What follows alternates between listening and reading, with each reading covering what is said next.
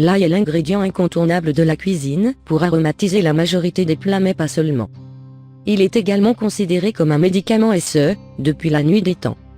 Il permet de prévenir, de soulager et même de guérir de nombreuses infections. À l'instar de l'oignon, de l'échalote, de la ciboulette et du poireau, l'ail est utilisé pour apporter des bienfaits sur la santé.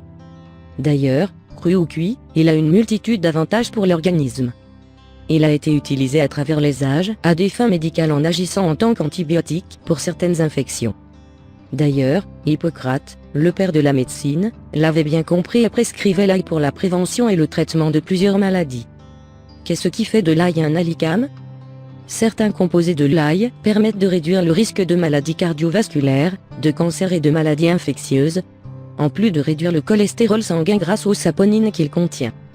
Il a par ailleurs été prouvé dans une étude publiée dans le Journal of Antimicrobial Chemotherapy et relayée par la Washington State University, que le sulfure de diallyle, un composé de l'ail, était extrêmement efficace et dépassait l'effet de 2 antibiotiques connus pour détruire la bactérie Campylobacter, une cause d'infection intestinale.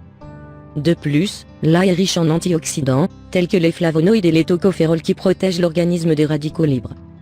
Il permettrait de lutter contre certaines infections comme la bronchite, la toux, la pneumonie ou encore le rhume et les maux d'oreille.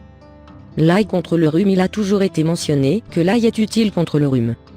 Et ceci est probablement dû à ses activités antibactériennes et antivirales. Une étude a permis de démontrer que l'ail pouvait prévenir l'apparition du rhume, même si d'autres études sont nécessaires pour la corroborer. Ainsi, pendant cette étude, un groupe a pris de l'ail tous les jours, tandis qu'un autre groupe prenait un comprimé placebo.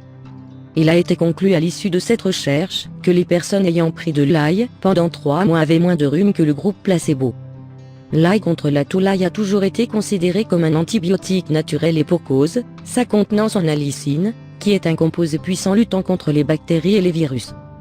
Ainsi, en utilisant l'ail quotidiennement, il permet d'agir comme moyen de prévention afin de fortifier le système immunitaire et de se prémunir contre les infections, notamment liées à la toux. L'ail contre la pneumonie. L'ail est également utilisé à des fins antibactériennes, comme le souligne une étude.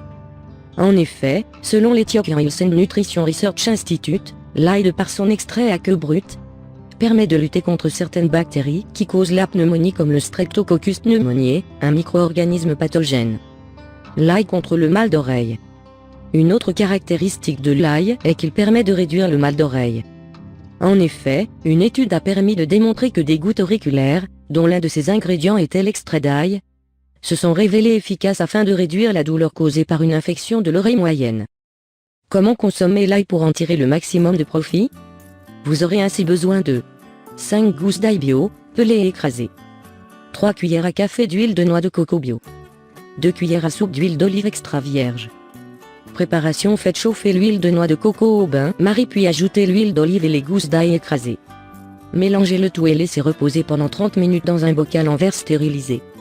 Les diverses utilisations: pour l'infection de l'oreille, vous pouvez mettre quelques gouttes de ce mélange à l'intérieur de l'oreille et même autour.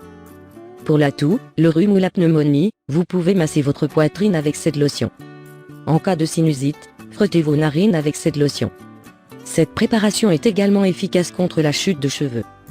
Et pour cela, vous pouvez frictionner votre cuir chevelu avec cette préparation et laisser agir 1 heure avant de vous laver les cheveux. Mise en garde, les personnes qui souffrent de maladies du sang ne doivent pas consommer de l'ail. L'ail est déconseillé aux personnes devant préalablement subir une opération chirurgicale du fait de son effet anticoagulant. En cas de doute et si les symptômes, toux, rhume, douleur aux oreilles, persistent, consultez votre médecin traitant.